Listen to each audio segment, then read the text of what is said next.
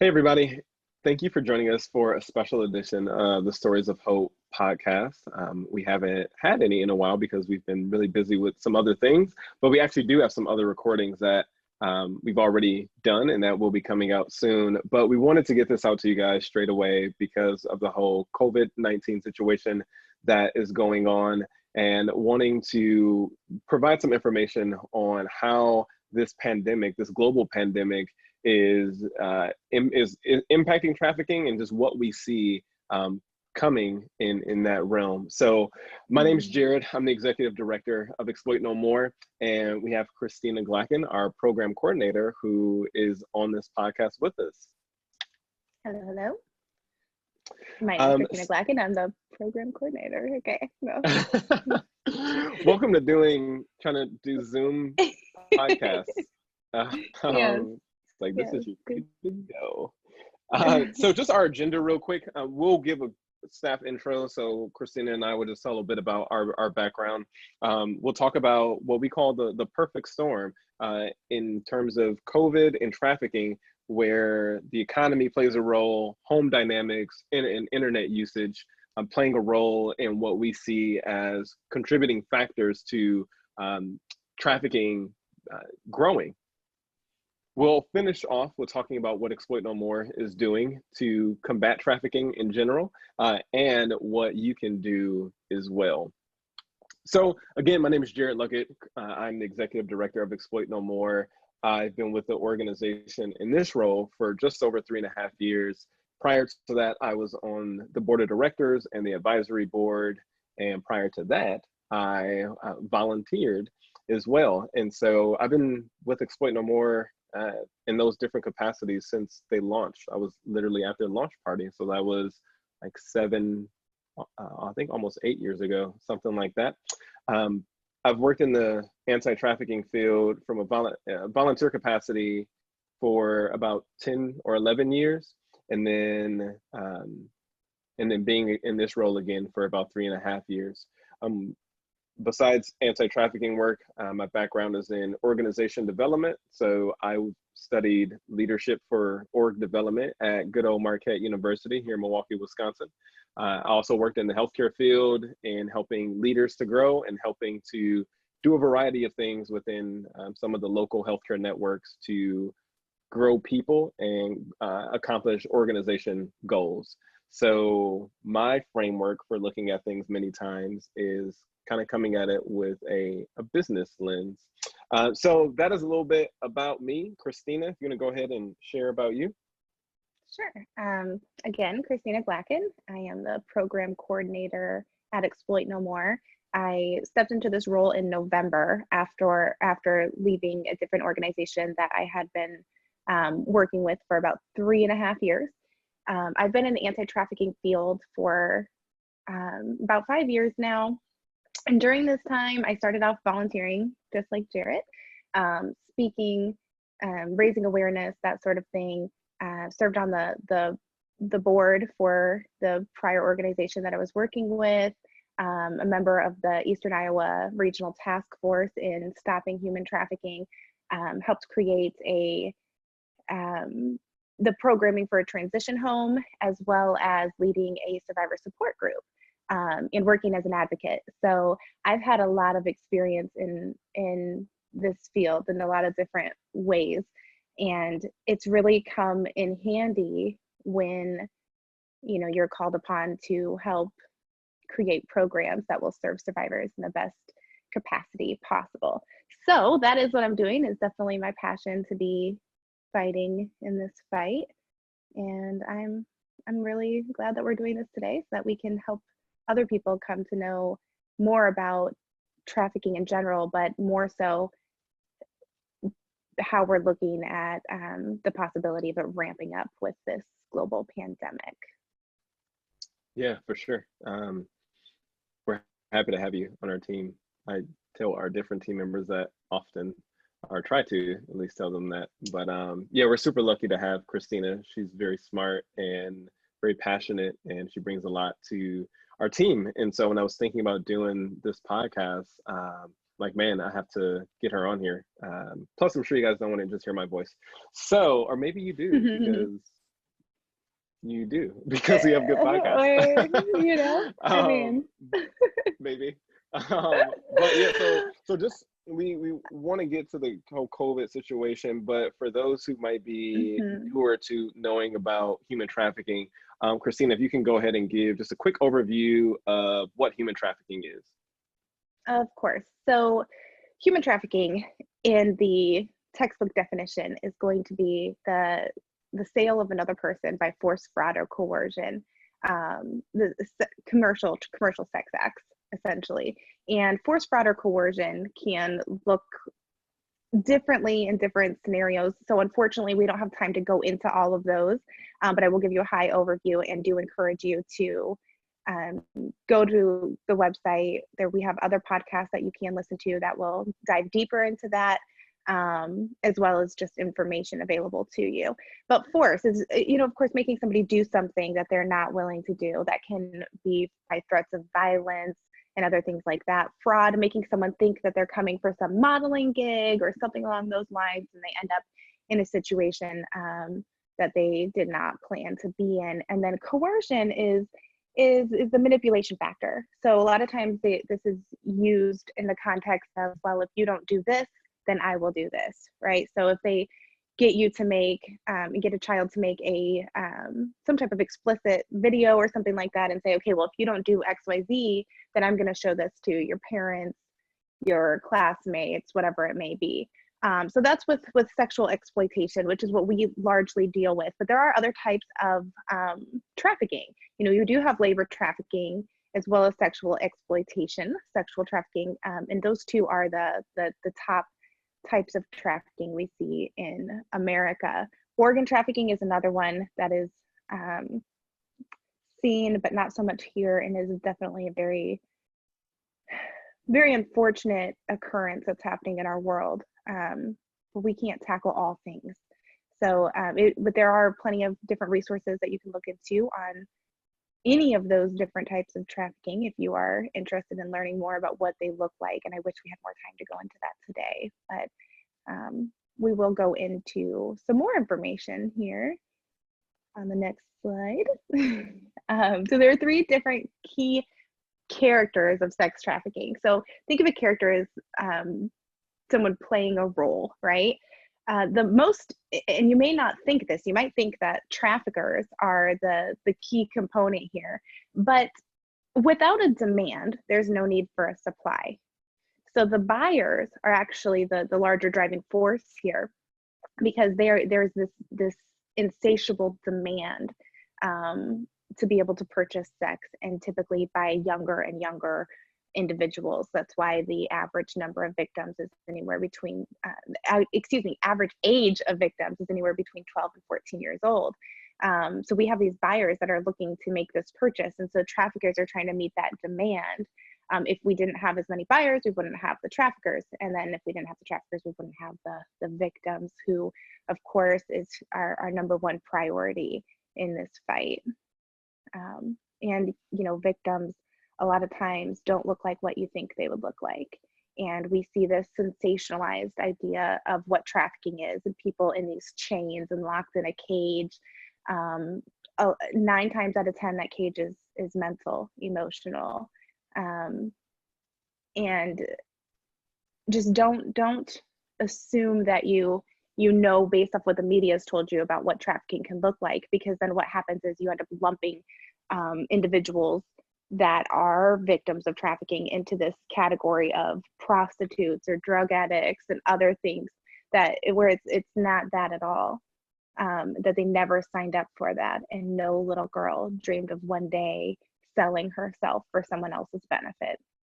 So just keep in mind that the victim can understand what we might think we know based off what the media tells us. So next slide, or anything to add to that? I think something to add to that is that for buyers, traffickers, and victims, that in terms of demographic, many times people ask who are buyers, or who are traffickers, or who are victims, and looking for one particular type. like one type of individual, it only happens in a certain area or a certain lifestyle. People often ask, you know, well, how did they get into that? And kind of with this tone of like, well, what did they do? Kind of like almost victim Right. blaming, unintentionally, but sometimes those questions just come out of lack of knowledge, just not knowing, not understanding. And so I think it's, you know, to add to what you already said, it's just that those buyers, traffickers, and victims, that they cross the gamut in terms of socioeconomic background, where it happens at, rural communities, urban areas. It crosses, and definitely there are some averages in there, like Kristina already mentioned, with victims being the average age between 12 and 14. The average buyer is a middle-aged white male who's college educated, married, and has children. And traffickers are, I don't think I've ever seen anything about a trafficker, like the average like demographic for a trafficker. Have you seen anything like that? I haven't. And actually, there's such a wide array of traffickers. You know, we don't have, I mean, you can't even really narrow that down. Not that they're filling out tax forms to help us with that, but unfortunately, like in a perfect world. So, I mean, it can be anything from a girl in college that gets other girls, you know what I'm saying? Like you just, it can be anyone. And I think that is what we have to wrap our heads around. So often we can have this false sense of security and safety because we think we know what a dangerous individual looks like. But in the realm of trafficking, we have no clue. You know, people are capable of far beyond what we would ever hope that they were capable of, both good and bad, right? And when it comes to trying to identify a trafficker, I think that it's just always better to be cautious, not living in a place of fear. But when it comes to your children, I mean, there is no adult on the internet or anywhere that just comes into your child's life and has these great plans and ambitions to just make their life better, that have these pure motives, no matter what they look like, no matter what their age or their background. You know, always question what their motives may be, and always make sure you know who your child is talking to, because anybody could be a trafficker. For sure. Yeah, and that kind of segues into what we're going to talk about next. But last thing that I'll say about this is that, like Kristina said, it's not about living in a place of fear. It's about living in a place of knowledge. And it's important to know that these key players, buyers, traffickers, and victims, that they truly can be anybody. If you follow our work, like we're all about hope. We're all about ending. We're all about the possibility of ending this, meaning that it is possible of stopping human trafficking, stopping people from being victims. That's why we do a lot of awareness. That's why we do a lot of education in the community and online, because we believe that. So if you're new to us, it's so important for you to know that us saying that it can be anybody is not some fear tactic. That is the reality. We could sit here for a long time, Kristina and I, and go back and forth between different victims that Kristina has worked with, different people that I've worked with, that we've helped through some of our programs, tell you stories from people we know all across this country, but you know, we don't have the time to do that. So just want to make that very clear. Like, it's not some fear tactic. Like, it is, we say that because we want you to be aware of what trafficking actually looks like. So Kristina, you mentioned a few things in there. You mentioned the internet. You mentioned that no adult is trying to, you know, reach out to children online and try to, you know, help them with their homework, right? Like, oh, some random adult, like, yeah, let's help you with your fractions. Yeah, I got your algebra right here. Here they're doing it differently in schools nowadays. Let me help you out. So this perfect storm of exploiting vulnerabilities, and we kind of categorize them in three areas: economics, home dynamics, and internet usage. So let's do this. So Kristina, you already mentioned a little bit about the internet. Let's talk some more about that. Yeah, so with internet usage, unless I'm the only parent on the planet who's fallen into this trap, but with our kids being out of school, they tend to be on devices more now. A lot of that has to do with, we are busy. We also have work to do. A lot of people have had to move to working at home while trying to balance this home work life and their children. So children, for the average parent, are already spending more time on the internet than normal. In addition to that, kids that already were on the internet a lot are on there even more. And so across the board, we have an increase and an uptick in the children that are online. Here's the deal. People who are traffickers are well aware of that fact, that there are more children, more potential victims at their fingertips. They can be anybody they want online. Again, not a fear tactic, okay, at all. It's just the truth. We all have heard of catfishing. Well, maybe if not, it's where someone pretends to be someone else. They use someone else's photographs, a different name, a different age. They pretend to be someone they're not, and they trick you into falling in love with them, right? And that is just a thing that happens apart from trafficking. You couple that with someone who has the mindset of a trafficker, and they know that there are all these children online.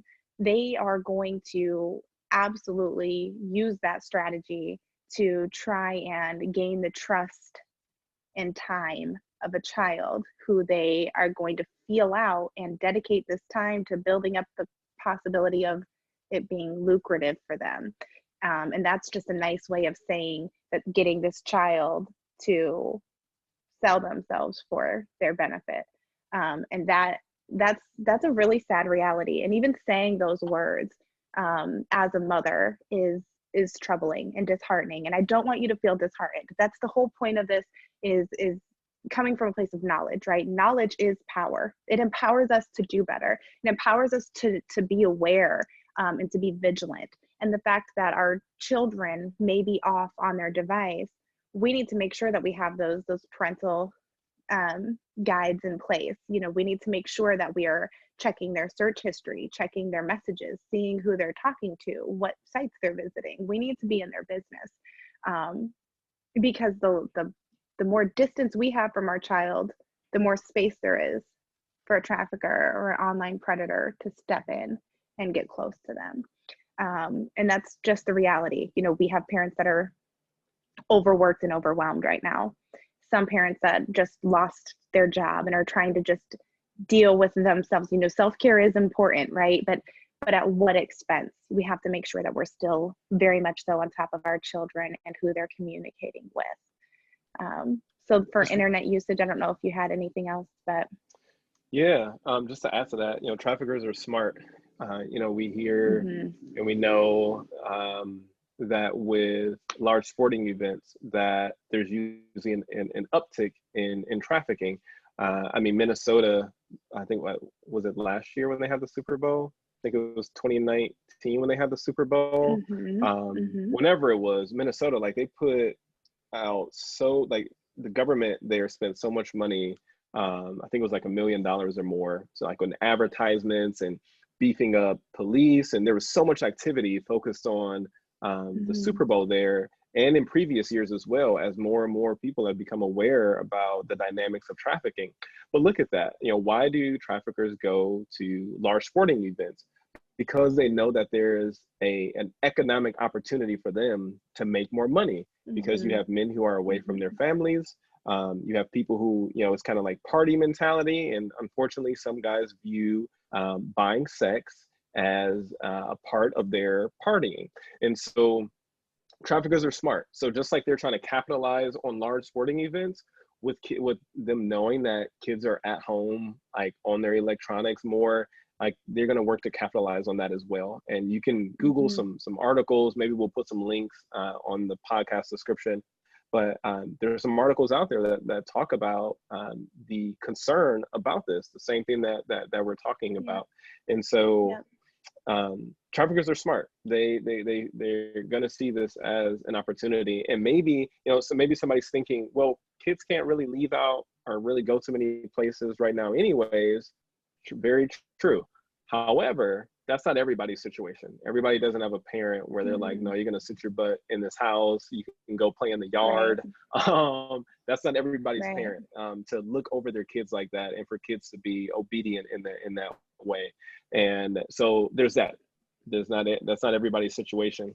But also, traffickers can be very patient as well. If they know, so it's called the grooming process. So if they're grooming someone, they're getting to know somebody online, they can wait until after this whole pandemic is over and restrictions are lifted.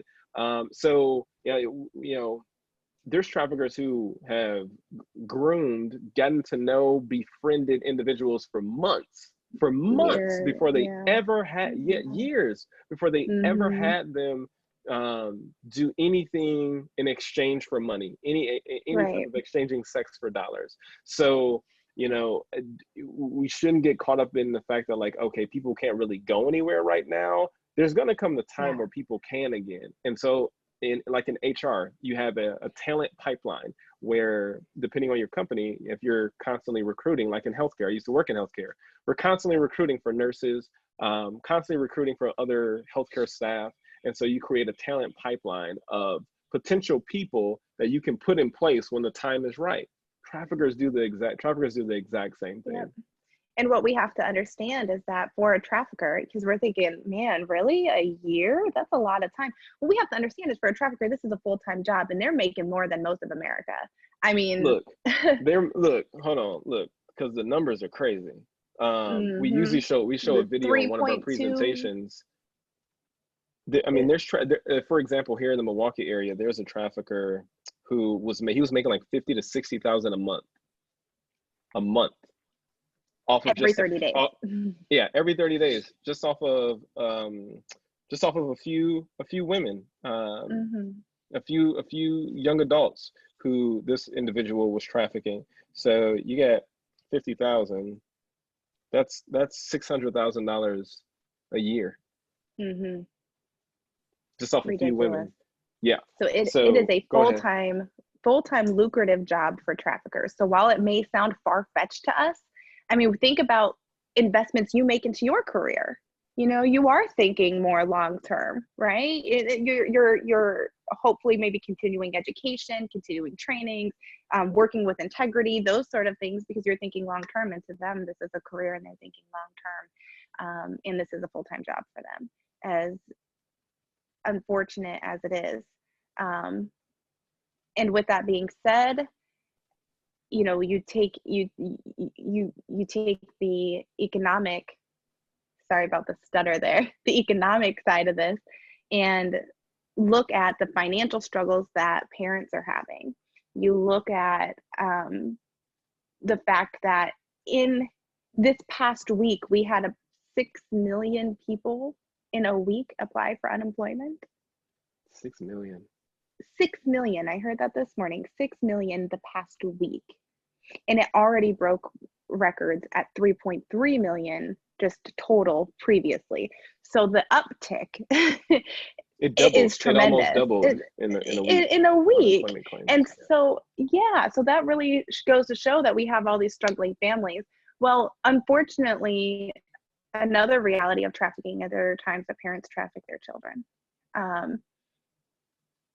It happens more often than you would think. And with these trying, struggling times, we've got parents that are probably scrambling to figure out what they're going to do until their stimulus check hits. And maybe when that's gone, and if we have parents that are unfortunately recovering addicts, are get into a stressful time, if they fall back into that addiction, this is just feeding it. And a lot of times victims of trafficking come from parents that suffer from addictions. And it doesn't necessarily mean that, I'm not saying that if a parent struggles with an addiction that they're going to traffic their child. That's not what I'm saying at all. All I'm saying is the risk factors increase. And of that child becoming a statistic of trafficking. And So we have to bear that in mind. just to add to that, there was a special agent he's a special agent in drug trafficking here in Wisconsin, and I asked him and a district attorney about how often do they see human trafficking when they're investigating their drug trafficking cases, and he said almost always. And so we know that drugs are in every community, from marijuana to heroin to meth, to opioids. We know about the opioid epidemic. That impacts all socioeconomic backgrounds, drugs do. And so you think about that, and what do people turn to when they are stressed out? I was just on a webinar before we did this podcast, and there's people all across the world, from executives from big companies. I'm talking billion-dollar companies who are on this webinar, and it was about managing our energy as leaders, recognizing our own stress levels and how and what we do when we are stressed out. If we're anxious, if we're shorter with staff, if we blame other people more often. And so here's this call, right? And we're talking about the impacts of COVID in the workplace, and what happens because of that. Many times people turn to drugs because of stressful situations, because of financial situations. I mean, one of the main reasons for divorce is finances, is money. And so the point in bringing these things up is wanting to help our listeners to learn more about what's going on with COVID, how it is going to potentially impact the human trafficking landscape. Yeah, and with that, just to wrap up the children that may be trafficked by parents topic, school is a safety net for a lot of kids. Home isn't always a safe place. And one way that of cases that I've known of children being rescued from these types of circumstances. And when I say rescued, I'm not saying like we sweep into somebody's basement and snatch them out. What I'm saying is that these kids were still going to school. And then when they left school, they had these unfortunate things that they had to do, whether that be a family member or someone else that was trafficking them. They don't have that safe place anymore.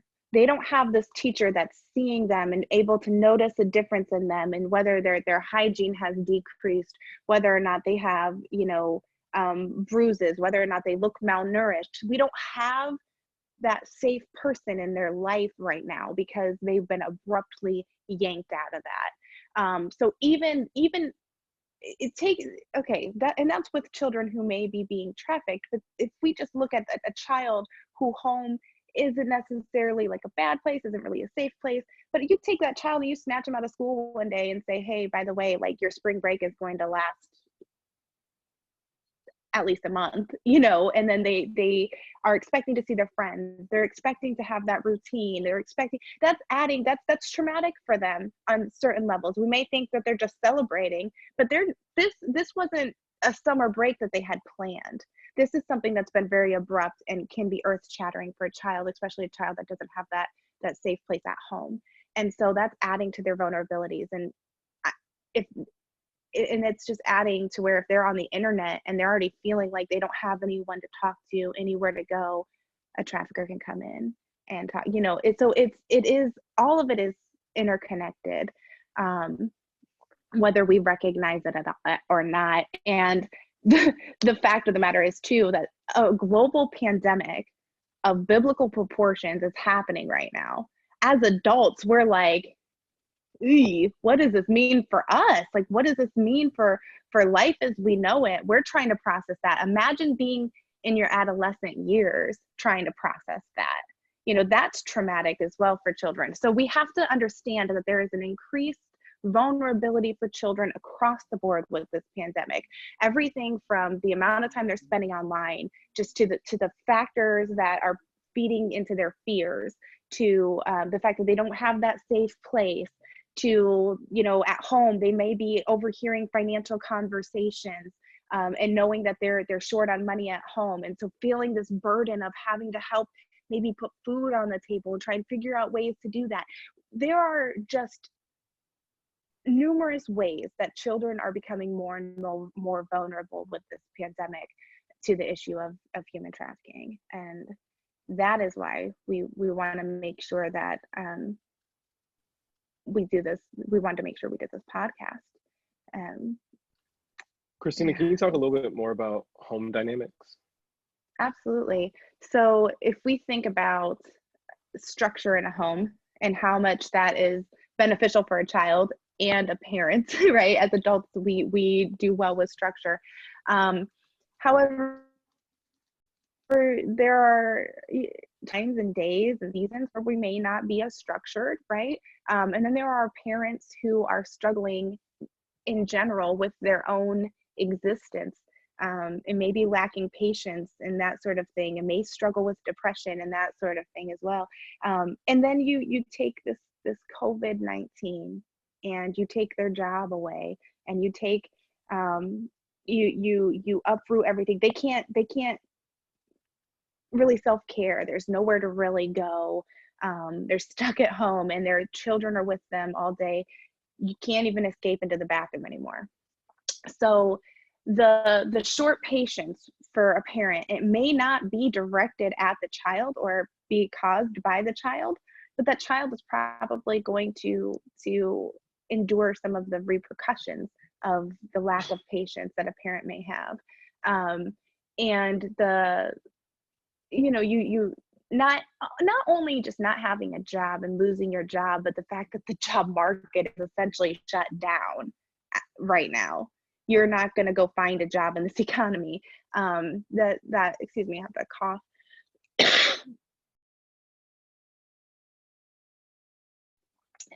It was a piece of a cashew from earlier. I don't have COVID. It's okay. All is well. I felt it loosen from my tooth. Yeah, so we're good. We are good. That's what it was. They'll get you. It was cashews every time. Every time. Not COVID. So the home dynamic, going from, just having no structure, there being people with less patience than normal. And with that, if a parent is struggling and withdrawing, and let's say that there is a 14-year-old girl or boy in the home, but there are younger siblings, then all of a sudden they're having all these extra responsibilities. That 14-year-old is going to be basically tending to the siblings more than usual, having to think about what they're going to feed their brothers and sisters. They go to the cupboards and they're not really seeing food, and they know that their parents aren't really buying the food. They're going to, that shift in the family dynamic is going to make them wrongfully step in a role of responsibility that isn't theirs to fill. And they may be having conversations with grown people online. And if somebody says, "Oh, you need food," well, I can Venmo you some money, and then all of a sudden this child starts to build this relationship with them and feeling like, oh my gosh, they're helping care for me. They're meeting these needs in my life that aren't being met. And this is what a trafficker does. They look at the vulnerabilities, and then they look for ways to meet the vulnerabilities, and then comes in the quid pro quo. And then comes it, they come and say, well, I want to keep helping you, but I need you to help me a little bit. And that's what starts it, right? So that family dynamic and making a child feel like they have to grow up too soon. When we think of the repercussions of that, we don't jump to, well, something really awful could happen to my kid. We just think, well, they have to grow up faster, but what does that look like? And if they start to believe that they need to grow up faster, and then they get stuck with the trafficker and they're sneaking out, their parent doesn't know that they're leaving, and they're having to sell themselves for the benefit of this trafficker so that they can put a little bit of food in the cupboard, what's going to happen is that doesn't just fall off when the pandemic's over, right? That's not going to just go away when they no longer have that vulnerability or need. Children are being taught every day what they're worth. Children are being taught every day what their purpose is. And a child who is being trafficked believes that they are worth whatever finances are given to them by them giving their body. They start to believe that their purpose is to please or fulfill a man, right? Like they get this skewed perception of reality and what their identity is. So unfortunately, it can last a lot longer. Yeah, and you mentioned, kind of described domestic violence a bit in there, and there's studies and that show, and I know people who are police officers, and they're like, they're concerned, and not concerned, but that they know that domestic violence is going to increase because some of the things that you said, people can't leave. They can't go to, they're working from home. They can't go out to work anymore. You can only make so many trips to the grocery store or get gas as an excuse to leave the house. And so many times, sometimes in domestic violence situations, that home dynamic can cause kids to run away. And 1 in 3 runaways will be approached by a trafficker within 48 hours. Mm-hmm. That's huge. 1 in 3 runaways will be approached by a trafficker within 48 hours. So more runaways equal more potential victims. And looking at everything that's been evolving over the past few weeks with this, and as we're trying to navigate, okay, exploit no more, and what we're doing and how we're shifting to working at home, to being in the office sometimes because we are considered an essential business, because we're technically in social services. And so, but trying to limit things as much as possible, which we've done that greatly, in terms of like having to have face-to-face communication and interactions. So we're staying at home like everybody else, but for those who are staying at home and it's not that safe of a place for them, if it's the adult or if it's the children, those home dynamics can really contribute to more vulnerabilities. And again, I mean, that number is staggering. 1 out of 3 runaways will be approached by a trafficker within 48 hours, within just a couple of days. It's within that time span. It could be within the first few hours. It could be within the last 8 hours, right? But they know within that time span. It could also be that the child is running away to be with a trafficker. That this trafficker has convinced them that life with them will be so much better, that they have all these things and they can show them pictures of a beautiful home and say, hey, this is where I live. You can come stay with me. You don't need to deal with what you're dealing with at home. You shouldn't be subjected to that. They come in as Superman and they swoop them out of this situation. So there are also that where the child is running away directly to be with the trafficker. Definitely. One last thing I'll mention about home dynamics is, Kristina kind of mentioned it, but giving attention to our kids, that's really important. And the situation creates a unique opportunity to spend more time with our kids, and going for a walk, exercising together. It creates an opportunity to do that, to spend more time with them. And so I can understand, having the kids at home, trying to get work done, constantly wanting to eat something, or, messing up one room and going to the next room and messing it up too. I understand those things can be frustrating, but it's so important for us to look at the bright side of things. Granted, yes, we need to deal with those things with our kids, but looking for those areas of opportunity to sow into them. To invest into that relationship with them, because traffickers, they exploit that lack of relationship between a parent and their children. We heard it at the Wisconsin Anti-Trafficking Conference this past fall about a trafficker in Wisconsin who, what he would do is prey on children who come from a single parent household. because with the stressors of being a single parent, you're doing, maybe the other parents involved, maybe not, but even if they are, you're running your household by yourself. You're doing everything by yourself. You're cooking, you're cleaning, all the things. You don't have that other support. And so, like I said earlier, traffickers are smart. Just think about that.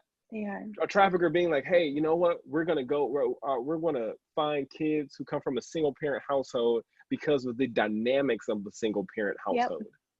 That is crazy. Like that is just crazy to even think about. And so those family dynamics, if you're a nuclear family, if you're a single parent, either way, because we've worked with people who come from upper middle class background and their kid was still trafficked because they did not put the time and investment into their children, or they didn't have that bond. And so things started to happen where that child got to a place where they knew like things were wrong, things were off about the situation, but they didn't have that relationship to go talk to their parents, both mom and dad were in the house, to go talk to them about that. And so maximize this time, invest into your kids. Before we move on to the next topic, did you let any last things with that, Kristina? Yeah, so just two things. One being, we are not blaming parents.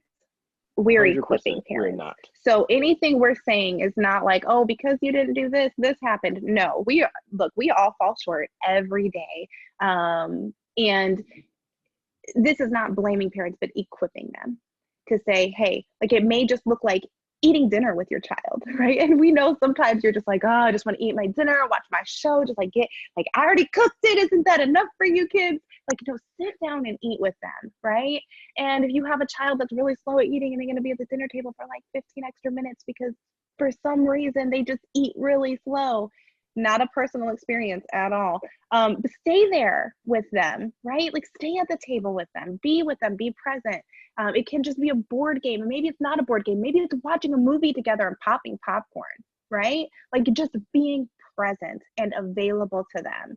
And before bed, make sure you tuck them in. If your kids are tucking themselves in, like that's an extra 5 minutes that you can put into your relationship with them, and it makes a huge difference. So we are not blaming parents. We want to equip you. And some of the things that we're trying to say is just those little things that you can do to invest in your relationship with your child. So that would be all I would add to that. For sure. So we kind of thank you for mentioning that, because we're definitely not blaming parents. Parenting is very difficult, but we want to equip, just like you said. So awesome. Thank you for sharing that. We talked about the economic factor a little bit, but just to kind of summarize that before we finish up here, the economic factor of losing wages, losing a job, or even if that hasn't happened, the fear of that, right? The anxiety of like, am I going to have a job next week? Because many businesses, especially small businesses, they can't survive 60 days, 90 days without being in business, or without having the level of business that they need to maintain their expenses. And staffing is usually one of the highest expenses when you're looking at the balance sheet. And so that anxiety, those fears, that can cause stress on the family. That can, if kids knowing that there's not enough food, maybe they have multiple siblings and things are very thin. Years ago, when I used to work with underage boys, so teenage boys I used to work with a number of years ago, some boys who were selling drugs, and getting to know them, finding out, what made you want to do that? And they're like, just trying to put food on the table. Like, here's a little dude, he's only 15, 14 years old, 16 years old. And he's like, I'm selling drugs because I'm just trying to help my mom out. And so those economic factors, those financial factors, traffickers prey on that, trying to, here's a way to make some money. And whatever, because through the grooming process is the finding out about, right? Getting to know them, building trust. Through that process, finding out, maybe they're trying to help put food on the table for their siblings, or maybe it's something else. Maybe it's that, they have food on the table. Maybe it's they want more clothes, or they want a new Xbox game or a new cell phone, whatever it may be. A trafficker will find whatever it is that they can exploit them. And the economic condition, from food, clothing, shelter, those things, it may seem small to us, those who can just go out to Target or go to Walmart and buy deodorant and soap and shampoo. But for so many, those things can be the difference maker between saying, or being vulnerable to being exploited and not being exploited. We've had people, we've had young people that are office where that was their case. That was a part of their vulnerabilities of not having some of those basic needs. And so as people are at home more, and those home items are running out more and more, and so is people's money, those things can increase vulnerabilities. The last thing we want to talk about here, just going back to kind of internet usage, is the increased use in pornography. Yeah. Kristina, talk, because you sent me an article. Sarah, our executive assistant, all of our staff have sent me articles on this issue. So talk to us a little bit about that. Man, so it is staggering when you look at the increase of pornography use. There is actually an article that I looked at. It was posted 6 days ago, and the use, I mean, you look at this chart and it's just this spike there, and I'm sure we can make that available for you all. But it has at least doubled, tripled. It's the increase is there, because we have men out of work, we have people at home, we have people that are bored, social isolation, right? All of these different things happening. Also, we have, so this is just based on Pornhub alone, one site, and they are actually trying to look like they're like supporting the stop of COVID-19. And they're trying to kind of put on this cape and come in and like, oh, we're saving the day and everybody gets free premium content right now. All of that is troubling, and I'll explain why in a moment. But when we look at not only that increase, but they're promoting the fact that they are giving their models 100% of the proceeds, and there's like some 15% processing fee that's gone, and then they're basically like, oh, everybody's out of work, but here we're giving 100% of the proceeds to the models, and almost in this way of like recruiting, trying to say, hey, we need more content, we need more people making content to put on here. And it's so disheartening, because knowing what I know about how this fuels trafficking, I'm just like, man, they're just dousing it in gasoline right now. So the reason why this adds to trafficking is because, one, watching pornography creates this release of dopamine similar to that of using cocaine. And in order to maintain a certain level of high, you have to, and to get that dopamine, it takes, like in the sense of cocaine, it takes more and more cocaine to get that dopamine release. And so the longer you use it, the more frequently you use it, the more is required to get that same level of release. The pornography works the same way. And so eventually what's going to happen is, they watch more and more fetishes and these things that are more and more twisted, and it gives them more and more dopamine release. But eventually watching it isn't enough. There comes a time where they're needing to act it out. And because of that, it can create an increase in buyers. Now, also, when we look at the fact that a lot of those quote unquote models that Pornhub wants to so just throw out there, a lot of them are not signing up for this on their own.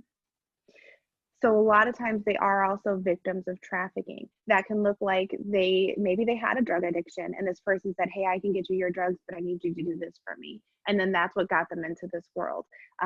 Maybe they were a teenager when they met a trafficker, and now they're nearing 20 or in their 20s, and they have convinced themselves that they chose this, right?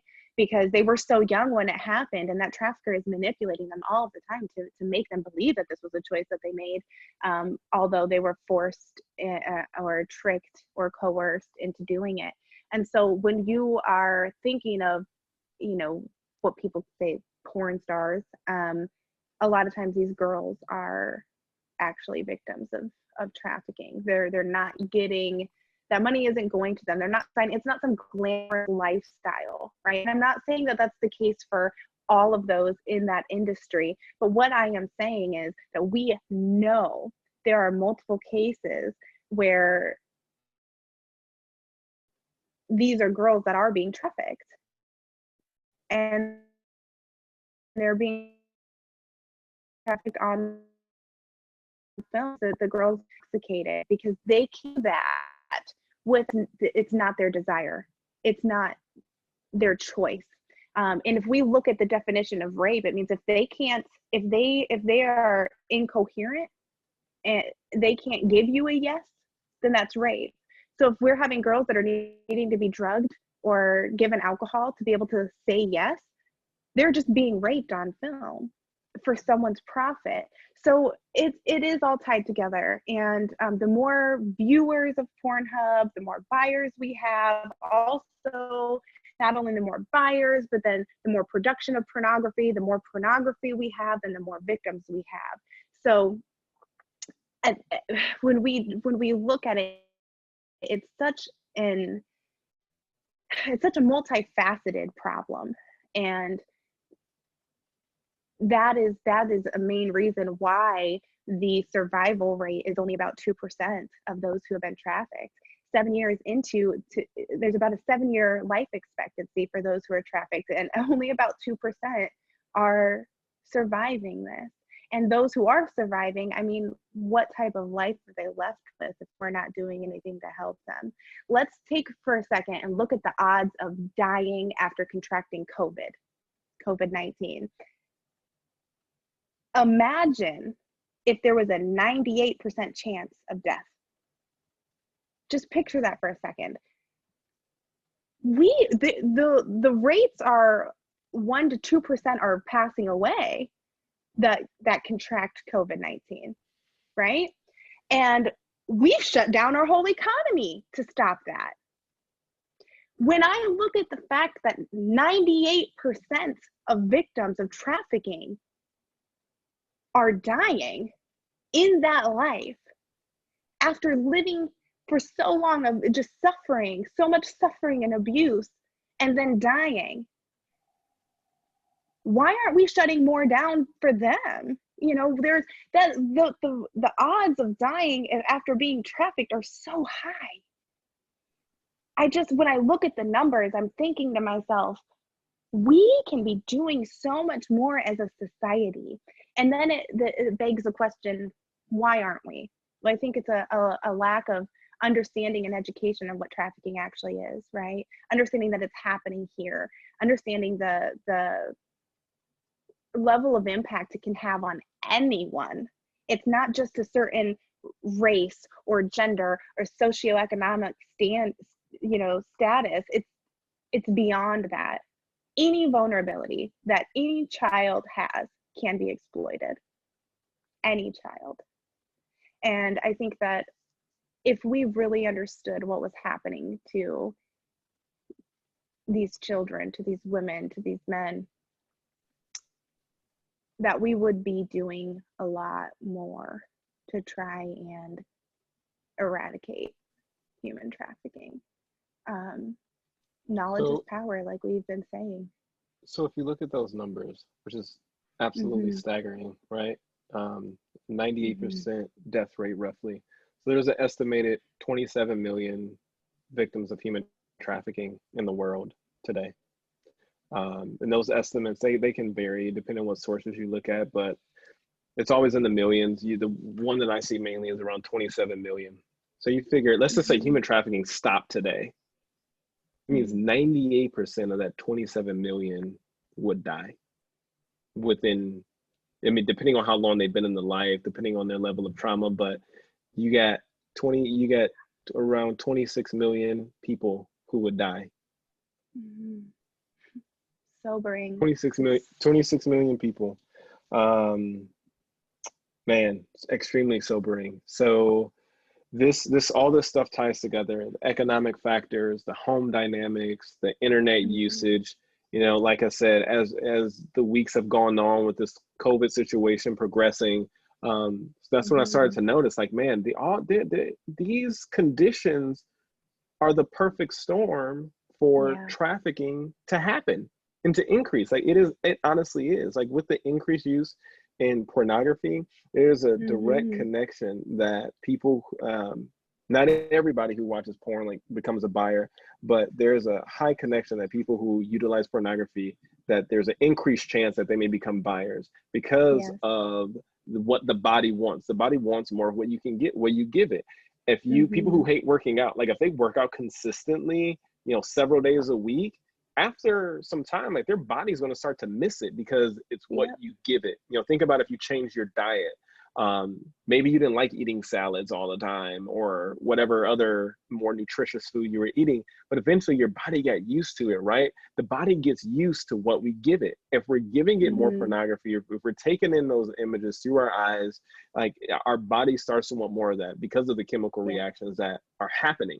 And so people, this COVID situation will eventually be over, but what won't be over, what will be left, is the remains of the impact of pornography, the impact of those home dynamics, the impact of the economic factors as well, and what that does. When you go without something, when you go without basic needs, that's a traumatic experience. When you don't have what you need in this life, that's a traumatic experience, meaning there's this high emotional impact that happens.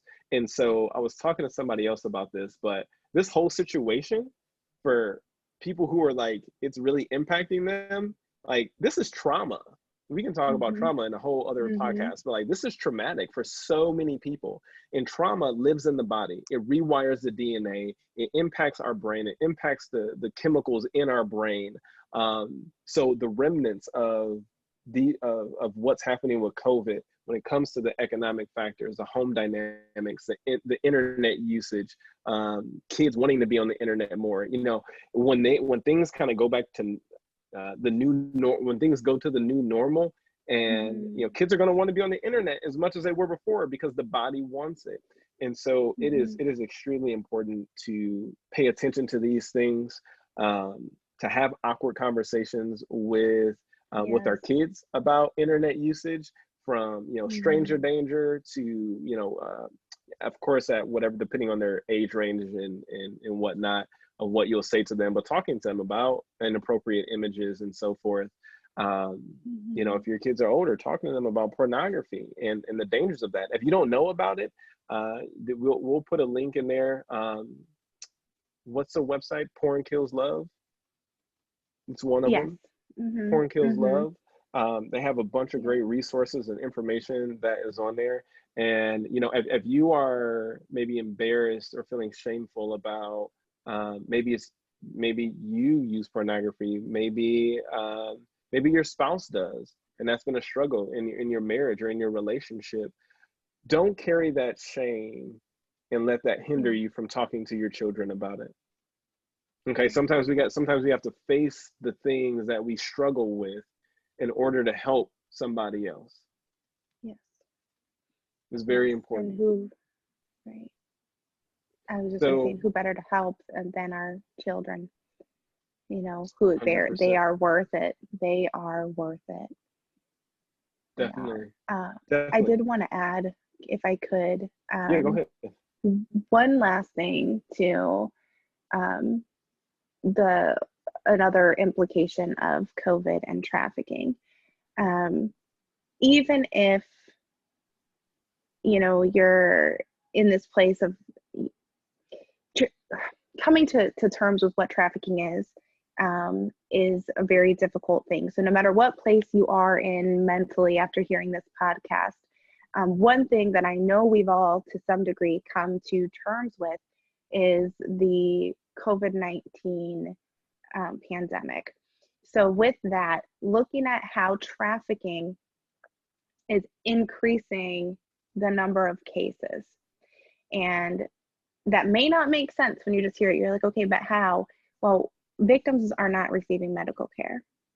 Girls who are being trafficked are being neglected. They're not being taken to doctors because the traffickers aren't wanting them to find out what's going on. So they are not seeking medical care. So if they get sick, they're going to have to deal with it. They're probably going to still see multiple men every single day. And that's outside of COVID. That's just typical trafficking life. That's just, yeah, exactly. But they're not taking precautions. They're not going to be, there is no 6 feet. Okay. Like, I mean, just to be very, very blunt about it. And even if they aren't experiencing symptoms, and like you said, like this is just the life of someone who's trafficked, but even if this girl is not experiencing symptoms, she could have been exposed to COVID, and then every single individual that she comes in contact with is being exposed, every single one. And very rarely does a trafficker only have one girl. So those girls are probably around each other in close quarters, and continuing the spread of COVID-19 as well. So even if we keep the focus on that, you know, stopping trafficking, slowing trafficking is going to stop and slow the spread of COVID, right? But stopping COVID is not going to stop trafficking. Like, that's why we are here. Instead, it's fueling it, right? They're fueling each other. And if we need to step in and step up in whatever capacity that we are capable of during this time, obviously Jarrett and I have given our lives to this. This is something we feel very passionate about, something we feel called to do. However, we don't have the same calling as everyone, but everyone's been called to do something. And so I'm hoping through this time and after this podcast, there are a lot of people that can sit and reflect, you know, that our listeners can reflect on maybe what they can do. And maybe you don't even know what that is. Like, what are some things you can do? Jarrett, do you have any insight on that? What are some things that people could do in helping to stop trafficking, and ways of interweaving that into their lives? Oh man, nobody ever asked me questions. I'm always the one asking questions. It was a curveball. Good question.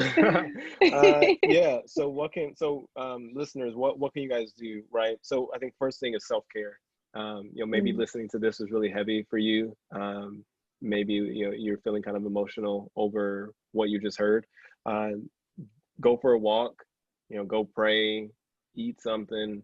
Whatever you do to relax and kind of unwind a bit. And then after that, you know, think about, or while you're doing that, maybe if it works for you, think about what you can do. Everybody's situation looks different. But you know, things that you can do, however you came across this podcast, if it was through your email, through our website, through social media, share it with somebody else. Other people need to know. Education leads to prevention. Okay, so think about it, 98% of people who are trafficked are going to die because of being trafficked. So if we can prevent people from ever becoming trafficked, the more the better. People get too romantic with this rescue mentality of like, let's rescue people out of trafficking. I get it. Yes, if we can get more out, yes, fantastic. But like I mentioned earlier, the talent, you know, the whole talent pipeline, you know, traffickers look at the same thing. They have other people who they're grooming. And so if you rescue one out, man, they probably got at least 3 more who they are already been working on. And so prevention is key to ending this. Sharing information is preventative, are preventative measures. So self-care, take care of your mental state, your emotions as well. Share this information. Check on your children in terms of be all in their business. You know, check their internet history, go on their phones, look at what apps they have. There's plenty of information that we've put out on social media about apps and what to look for in apps that are hidden apps. that seem like a calculator, but it's really a secret messaging app. So be in their business, but also while you're checking on them and making sure that they're safe, be loving to them, like we talked about before. Be intentional about spending time with them. I think we have a podcast on intentional parenting. Check that out. Let's see. And yeah, you can donate as well. You know, financial situations are different for everybody, but if you're able to, you can go to our website, exploitnomore.org, and go to the donate page, because there's still going to be a lot of work to do. There still is work to do now, but a lot of work to do after all this stuff is over. And so it takes funding to do the work that we do. And yeah, without it, like, we won't exist. That's just the simple truth. Like, we're not government funded. We're funded by individual donations, churches, small businesses, and small foundations. And we're even seeing grants from foundations dry up. They're like, we're not offering it at this time because of COVID and what's going on. So you can donate as well. You can do a donate party, like share, like tell your friends, like, hey, let's all donate $100 to Exploit No More, or whatever the dollar amount may be. And yeah, so those are my suggestions. Kristina, anything to add to that before you wrap up? Yeah, so I think, I mean, you mentioned all of my thoughts, right? I think just to sum up what you've said, what we said throughout this whole thing, right?